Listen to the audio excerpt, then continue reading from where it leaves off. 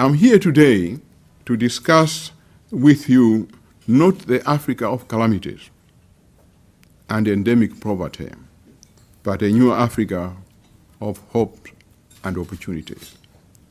I want to discuss with you not widespread food shortages, hunger, and malnutrition, but how Africa can produce enough food to feed its people as well as the rest of the world. I brought to you today the message of a new Africa, the Africa of a new beginning. I brought to you news that Africa has shifted from Afro-pessimism to Afro-optimism. I'm saying this because hitherto, the Africa you have been made to know is the Africa of insensate calamities, the Africa of endemic diseases, such as HIV and AIDS, tuberculosis, and malaria, the Africa where many children die before the age of 5 years, the Africa of conflicts, of terrorism, of piracy, of corruption, and indeed the Africa of underdevelopment. Yes, this is the Africa you have been made to know, and this Africa exists. But I want you now to begin to know a new Africa. This is the Africa of new hopes, new opportunities, Africa of increased investment opportunities, the Africa where the above diseases are being brought under control and infant mortality is significantly reducing, the Africa where extreme poverty is being tackled head-on, the Africa's war on these and other calamities is on and is being won. Yes, this is the Africa I want you to know, because that Africa also exists. It is true that Africa and the rest of the world face several challenges in the quest to improve the lives and welfare of humanity. These challenges include wars, conflicts, terrorism, food shortages, escalating food prices, imbalances in global trade and prosperity, inequities in investment and development opportunities, climate change and environmental degradation, and endemic diseases such as HIV and AIDS. These problems are real, and they do retard progress, and we have to tackle them. There's now an emerging consensus that one of the biggest challenges facing humanity is how to feed over 9 billion people in the world today. In Africa, the challenge is also how to reduce extreme poverty and hunger facing millions of people. Therefore, I have chosen to introduce to you today the African food basket, which are innovations, interventions, and strategic partnerships. This is a mega investment project that will involve all African countries and envisage the purchase of tractors, agricultural implements, irrigation equipment, fertilizers, manures, seeds, cement for dam construction, water pumps, pipes, trucks for transportation. When implemented, this will create thousands and thousands of jobs and self-employment business opportunities at various levels. I will start by stating that upon the assumption of the African Union chairmanship during the 14th ordinary session of the Assembly of Heads of State and Government of the African Union that was held in Addis Ababa early this year, I proposed, and the African heads of state unanimously agreed, that within a period of 5 years, Africa must be able to feed itself.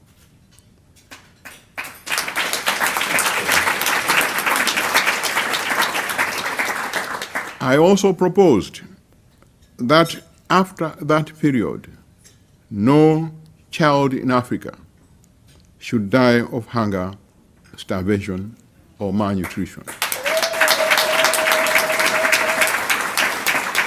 I persuaded the African governments to place the highest priority on agriculture and food security as a basis for economic transformation and change. They agreed that the continent of Africa should be turned into an African food basket through specific innovations, interventions, and strategic partnerships. They also agreed that Africa should be able to supply food to the rest of the world. The rationale is that I'm convinced that if African governments could invest enough or allocate enough budgetary resources in agriculture, the continent could produce enough food for all. Therefore, the consensus was that the next 2 to 3 years, sustainable growth and development in African countries will be determined by what happens in the agricultural sector. The other rationale was that presently only 10% of arable land in Africa is under cultivation. In other words, Africa has vast unutilized land, 90% of land that could be brought to produce more food for Africa and the rest of the world. But this is not all. There is also evidence by the Food and Agriculture Organization, FAO, of the United Nations, that shows that sub-Saharan African countries lose about 40% of their food after harvest. You can imagine that. After you have brought the food into your home, you lose 40%. Now, in terms of bags, let's say bags of 50 kgs each, it means that out of every 100 bags, you lose 40 bags. You have only 60 bags that you use. And this is compared with less than 1% for North America, United States, and Southeast Asia. Therefore, I firmly believe that if this amount of food that we are losing now were to be saved, the food situation in Africa would significantly improve, even without growing one more hectare of land for food. In addition, we have evidence of success stories in food self-sufficiency in Africa, and of countries that are able to produce enough food to feed their people. These include Egypt, Sudan, Malawi, South Africa, Ghana, Senegal, Morocco, Algeria, and Cameroon, to name only a few. The point we are making is that it is possible for people to produce enough food to feed themselves. And indeed, at the Africa level, it's even that much possible. We are going to press on irrigation development.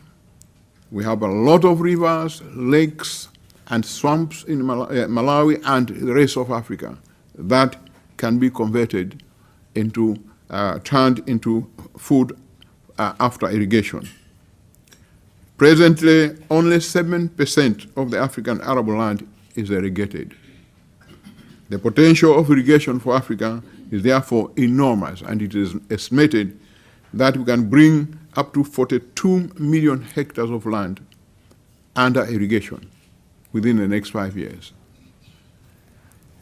In order to ensure sustainable food security, the African Union also decided on 3 other key priorities to spur development and to rescue people out of poverty. And these are not only agriculture and food security, but also transport and communications infrastructure, and energy development, as well as management of climate change. The African Food Basket Initiative is therefore a new focused approach that highlights agriculture and food security as a springboard for growth. It calls for Africa and all cooperating partners to focus on improving agriculture and food security in the next 5 years through brave innovations. The innovations that can be introduced are many, but here let me just mention a few. Firstly, the first proposal is to introduce subsidies to smallholder agricultural farmers. I know this is the bone of contention. The Washington Consensus says you stop all subsidies. And I'm saying, in Africa, sub-Saharan Africa, much of agriculture is done by small people, mainly women. A woman with a baby on her back, working until midday or past midday, no food, no water. Washington says they should not have subsidies. But that in the industrialized countries, with advanced, modernized agriculture, tractors, sometimes I understand even air-conditioned tractors, with stereo music, the Washington Consensus says those should have subsidies, but my poor African women should not. And I said, that's where we part ways.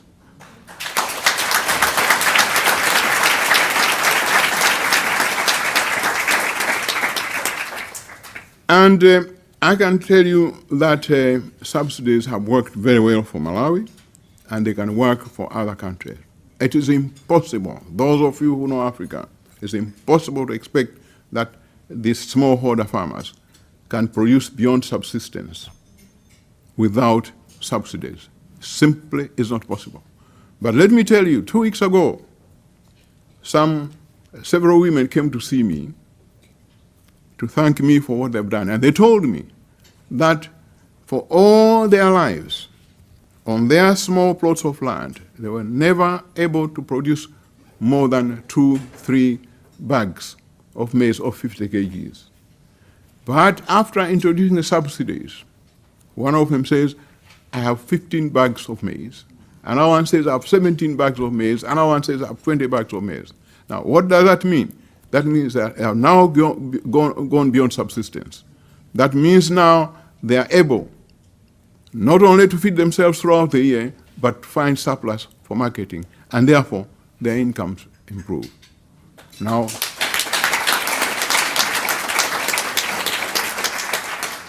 can someone come under those circumstances and convince me that we need no subsidies?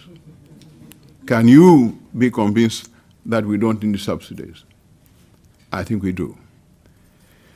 The second policy intervention, as I said, is through the investment in irrigation facilities. We are looking at a number of dams, earth dams, all over the place to enable smallholder farmers not only to irrigate their crops, but to feed their livestock and even to get drinking water. So we're having new irrigation initiatives, and we want them to be replicated throughout Africa. We'll use the experiences in countries such as Egypt, Libya, and Sudan that have managed to feed themselves even without rain in some areas for several years.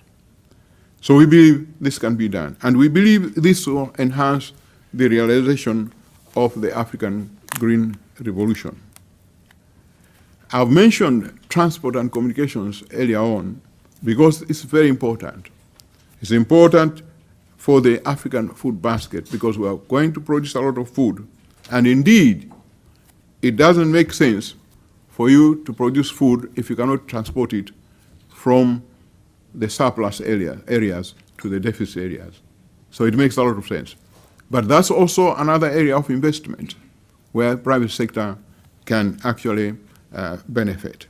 So we'll need new partnerships in the area of transport and infrastructure, particularly emphasizing the private sector. There are a lot of opportunities. I don't have details to say so, but my statement, when you get it, you'll be able to find the details where these investments occur. Then in the area of energy development, I like to argue the case for energy as an important aspect of achieving and sustaining the African food basket. Here we need to recognize that energy is fundamental in the development of not only agriculture, but industry, particularly agro-processing. And therefore, we would also be using energy as part of the package in promoting food security. We have also the issue of climate change. Africa is very severely affected by climate change. Sadly, Africa has not contributed to the global warming, but we are least able to protect ourselves. And therefore, as part of package of food security and overall development, we need to look at climate change, how we manage climate change, how we do afforestation programs, how we utilize rivers to ensure that water doesn't run through, how we make sure that we can conserve soil. There are areas like Ambassador Steve was telling us in Haiti, for instance, where because there are no trees, that's we learned when we were out there that because there are no trees, when the rain hits on the ground, it just washes away the entire soil. So right now, for instance, in Haiti, there's hardly any soil on which to grow anything. That is happening also in other parts of Africa. And we want to stop that, control the flow of water, control the flow of the loss of soil. And this will be one of the things in which the African food basket can be done.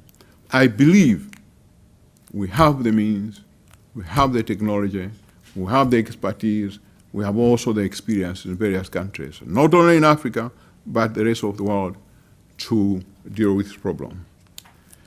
Let me now turn to the issue of information and communications technology.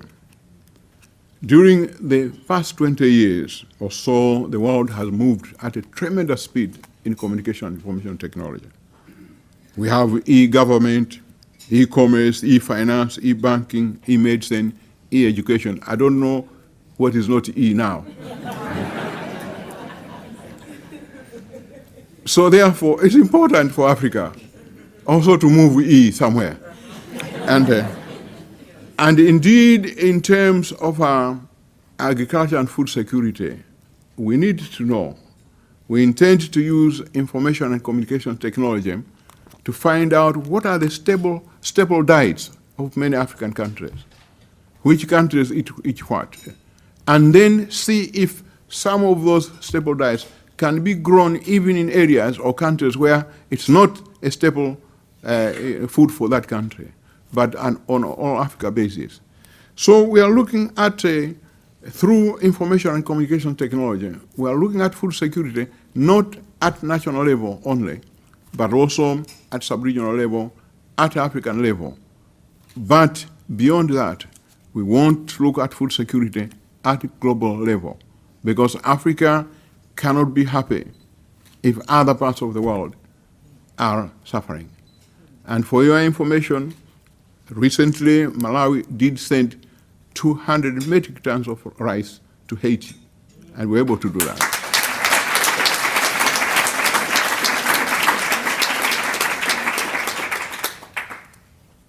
On the climate change, what we need, again, using information and communication technology, is for us to find out what are the best practices, how other countries have managed to control deforestation, have managed to control salination.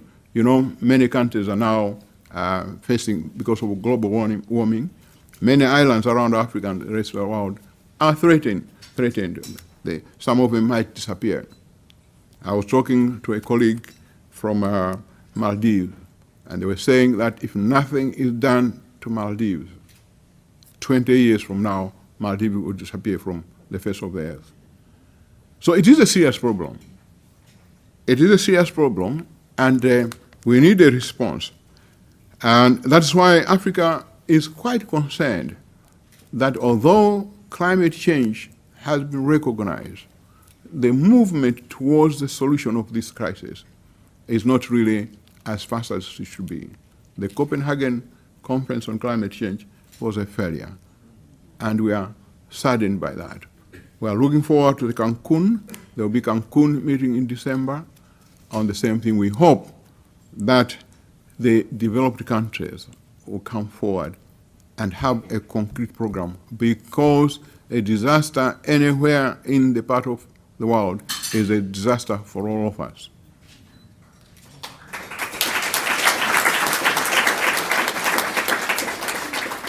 So in order to have the African food basket, I have proposed and I've created what I call the strategic group of 17. We have picked up 17 African countries based on our knowledge of how they manage food security and agriculture, to spearhead and to talk to the G8 and other countries on how best we can turn Africa into a food basket. These countries include Egypt, Sudan, Senegal, South Africa, Malawi, Uganda, Tanzania, Ghana, Ethiopia, Algeria, Zimbabwe, Nigeria, Democratic Republic of the Congo, Liberia, Cameroon, Mozambique, and Mali. We will be having a meeting at the summit level, also at the ministerial level, at the official level, and even at the private sector level, to say together, what can we do to turn Africa into a food basket? And we'll also be linking with the G8 countries to tap on the L'Aquila initiative, where the G8 countries set aside $20 billion United States dollars for agriculture and food security. So, ladies and gentlemen, I cannot present the whole of my statement tonight, because it will be a long one, and we are waiting to hear from comments and other questions from all over the world. But the truth is that Africa has the capability to feed itself, and has the capability to feed and contribute to the rest of the world's food security. And I must add that without food security, there's no other security you can make. Because imagine, can you send troops to Iraq? Can you send troops to Afghanistan? Can you send peacekeeping missions to Sudan without food? You can't. So food is strategic, even to maintain schools, to keep children in classes without food. Can you do so? Well, even this meeting today, we started with food, didn't we? Because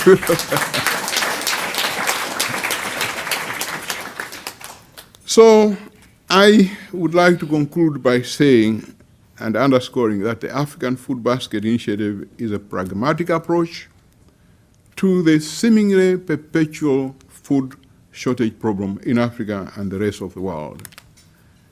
It is also anchored on the firm belief and conviction that working together collectively, both African countries and the rest of the world, we can significantly produce enough food for everyone. The African food basket is a new battle cry for change. We are challenging the African heads of state. We are challenging the heads of state of the G8. We are challenging the OECD countries to say, look, why do we continue to suffer because we don't have food, when in fact we have the means to produce the food?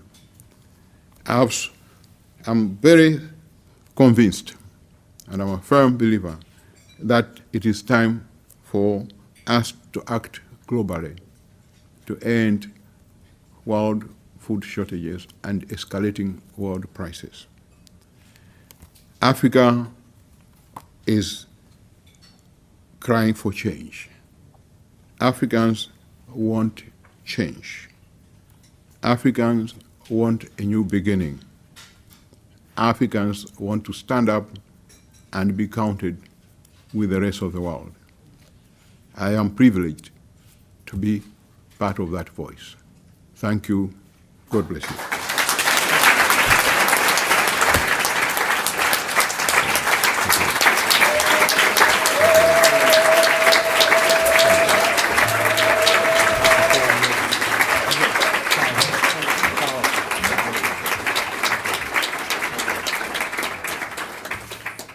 Mr. President, on behalf of all of us who are gathered in this place and in similar places around the world, I would be so presumptuous to speak for us all and say how much we appreciate that very lucid, poignant, and powerful, powerful presentation. Thank you very much.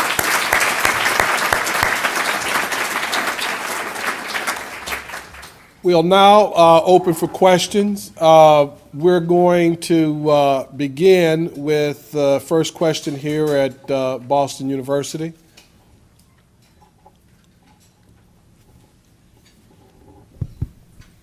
Good afternoon, Your Excellency. My name is Rachel Hawks. I'm a senior here at Boston University studying international relations and French, focusing on Africa and environment and development. Your food and agriculture plans include subsidies on fertilizers, improved seeds, pesticides, tractors and irrigation equipment, extension services, and marketing. What are your thoughts on GMOs in terms of food production?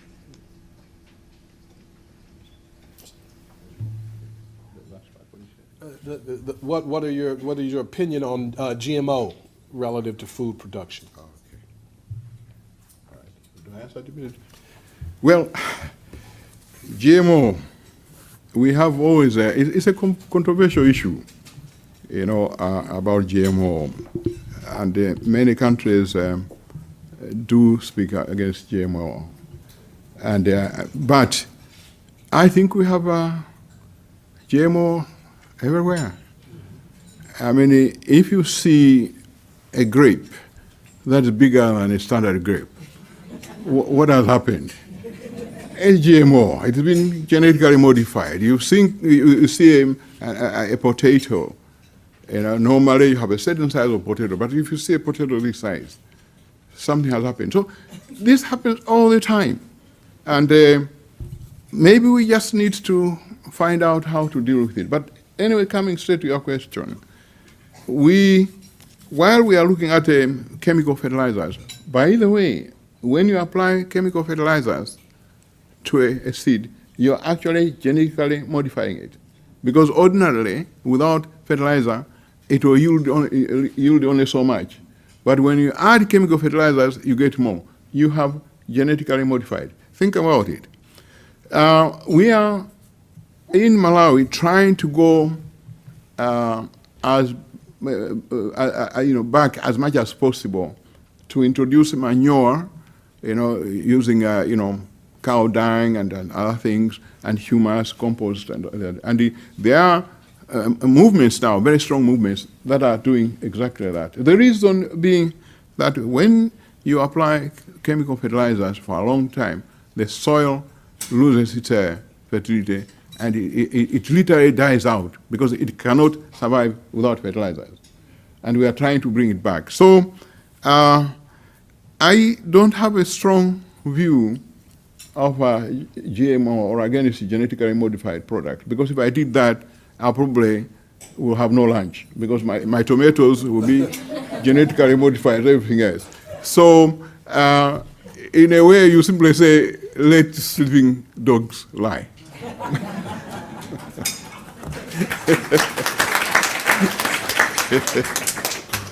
Morehouse College, let us hear from you, please.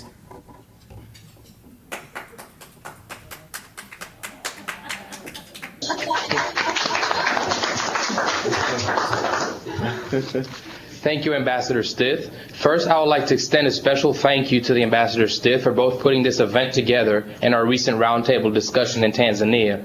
Also, on behalf of President Robert Michael Franklin, 10th President of Morehouse College, and the Leadership Center at Morehouse College, Dr. Melvina King and Dr. Preston King, we are honored to take part in today's discussion. My name is Jacques-Éric Pop. I'm a senior at Morehouse College, International Studies and Physics major from Port-au-Prince, Haiti. And my question today for Your Excellency, Dr. Mutharika, on the issues of subsidies that you've so talked about, how do you foresee the creation of subsidies for small African farmers being implemented on a regional level, given that if it's done effectively, they can produce, as you mentioned, surpluses that can be transferred to all parts of Africa and eventually the world? Thank you. Thank you very much. Yes, I see that as the way out initially.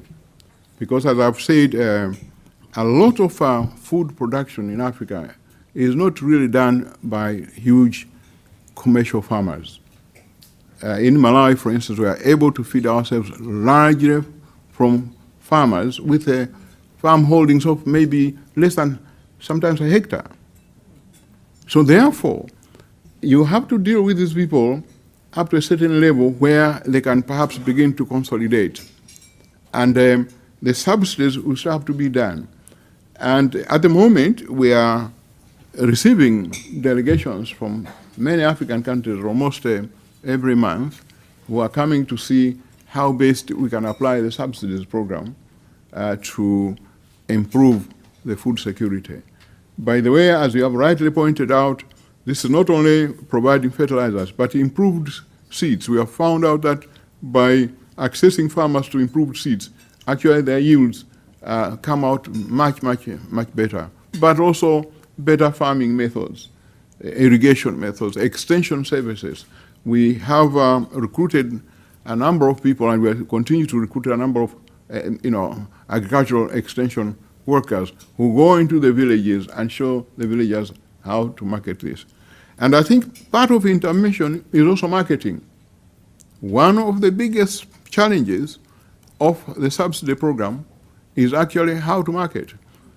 I can tell you that in Malawi now, my biggest problem is how do I market the maize? We have 1.3 million metric tons of maize surplus over and above what we need, but also storage. And this must be part of the package.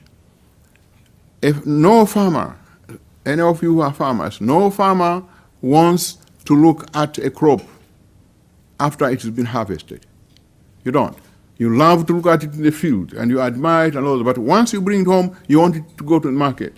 So it must go to the market as quickly as possible, and that's part of the extension package. So we are extending this to other African countries to say, let's move. That's why we are looking at food security not only at a national level, but at an African level, but also not only at African level, but at global level. Because we will be producing rice, we'll be producing wheat, beans, lentils, and other things for the rest of the world.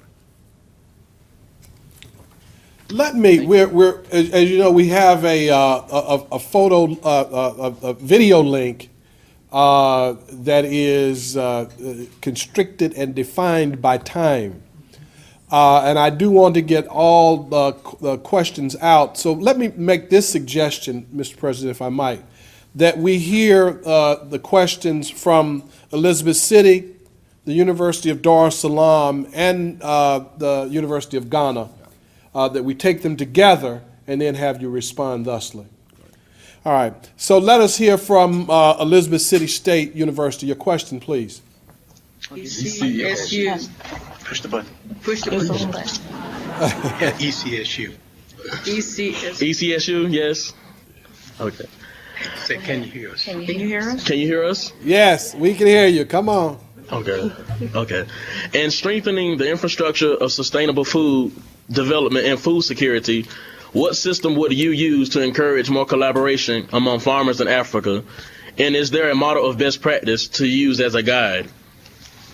Okay, thank you, Elizabeth City State University. University of Dar es Salaam, your question, please. Okay. In many African countries, the food supply starts from the village areas where the agriculture activities are performed. But according to the hard and poor life conditions with insufficient tools in agriculture production, these people tend to move from urban areas. So how can the plans reach these local peoples and the situation that can handle to make them stay back and make food productions as Mr. President wished? Thank you, University of Dar es Salaam. University of Ghana. Thank you for the opportunity. Mr. President, you made mention of the fact that 10% of arable land in Africa is under cultivation. And for Africa, we can see that there has been a gradual shift from local, communal, and lineage-based property of land to private and state property, which is, in a way, a disadvantage to certain groups like women and pastoralists who do not have the resources to finance the cost of formal land registration. Now, my question is, to what extent are land tenure systems a priority to you as an African leader? Okay. Mr. President? Yes. First of all, we are using I think it's from Elizabeth City University. We are using Malawi as a model for other countries because about 5 or 6 years ago, Malawi was a very, very hungry nation. We used to kneel down as a president. I was required to make a decree, go on my knees, go with a begging bowl and beg throughout the world to feed my people. And of course, when I took over, I said, I will never, ever kneel down to beg for food. So I asked Malawians to say, Malawians, stand up, let us produce our own food. And we did. So I think that we have a proven track record that is possible to turn within a short period any country from a food deficit to a food surplus. So we'll be using Malawi as a model, and as I said before, we are accepting people, experts, and private sector from all over Africa, and indeed from all over the world, if they need be, to come and discuss with them, show them what we can do. Of course, we don't have one size fits all. That never exists. But I think you have the basics, which can be modeled to national strategies. But we are doing that. In Dar es Salaam, from Dar es Salaam University, we asked, what do we do? Particularly, you are saying, how do we make sure that we keep the farmers in agriculture by providing them the means of livelihood? That is actually a basic issue. In many countries, when there's famine, or even because of poverty, there's a lot of migration from the urban to rural, from rural to urban areas. And we are trying in Malawi, we are intervening this in several ways. First of all, we are developing what we call growth centers in rural areas. Each growth center will make sure that it has a road, it has electricity, it has a bank, it has a school, it has a hospital, it has a shopping center. The kind of things people look for in towns. And these growth centers are used as marketing outlets for the farmers. Secondly, we have introduced several loans. We have a Malawi Rural Development Fund, which we give to many people, particularly women, without any collateral. And you'll be surprised that we have almost 90% recovery rate without any collateral. So, again, to enable people to stay in the rural areas, because they go into town thinking I can get money for capital, but we are saying staying there. We have also one village, one product concept, which is funded by the Japanese government, where people in a certain area growing, for instance, tomatoes, are enabled to have a factory on their own, owned by themselves, and they can convert tomatoes into puree and other things. We do that with in the pineapples, anything. So these are some of the practical tools that we are using to keep the people in the rural areas. Recently, I established a fund, a 3 billion Malawi Kwacha fund for the youth, which we call Youth Enterprise Development Fund. And many of these youth live in rural areas. So we ask them, stay there, you can manufacture something there, and we are making roads, a lot of roads, to link the rural areas with the urban areas, so that some of their produce can find a way into the market. But the bottom line is that you cannot have a system where you encourage people to leave the rural areas and get into urban areas, because then you get congestion, and there are a lot of social problems. No schools, no hospitals, crime, etc., etc. But if you spread the development, you find that, that pressure doesn't come in. As a result, you also reduce crime. So that's a good question. So we do give them the means for them to stay in the rural areas. The question from Ghana was talking about the availability of arable land vis-a-vis the commercialization of private land. In fact, the land tenure system is a very, very complicated issue, land tenure system. And in many countries, they have decrees to say nobody or no foreigners should own land, and that the land should be distributed to the local people. This is a very, very sensitive issue. But it's an issue that has to be dealt with. What do you do to make sure that the ordinary, sometimes we call peasant farmers, they have land? Because how do you grow? I mean, if you give somebody fertilizers, you give them somebody improved seeds and everything else, and has no land where to grow the maize, it doesn't help. So this must go together as a package. And we are looking at it in Malawi. Malawi is a very small country, but we have that problem. And I'm sure many other countries, including Ghana, you meet the same problem where we don't have much land, but we have to deal with it. Thank you. Well, thank you, Mr. President.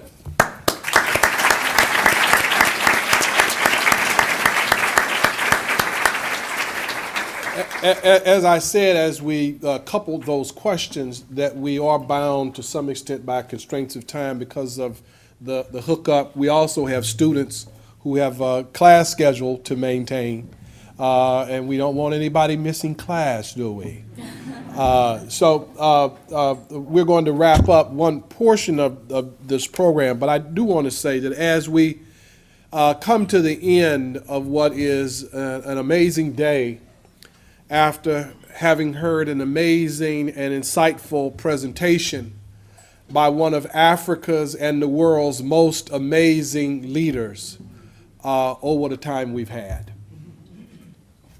I want to thank President Mutharika, his lovely wife, his cabinet for being with us, the Malawians who've come from far and near to hear you, Mr. President. I want to thank our colleagues and counterparts from the University of Ghana, the University of Dar es Salaam, Elizabeth State University, Morehouse College, for their participation. And last and by no means least, I want to thank those of you who've gathered here in Boston, our colleagues and students at Boston University, for your participation in this amazing program today. So let us give ourselves a rousing round of applause.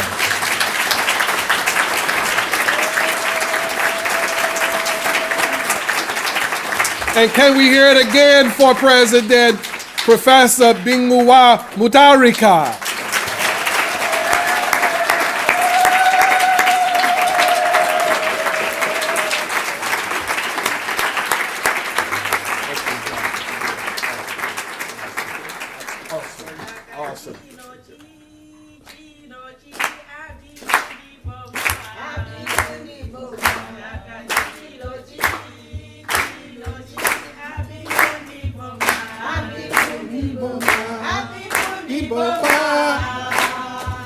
Happy Boba.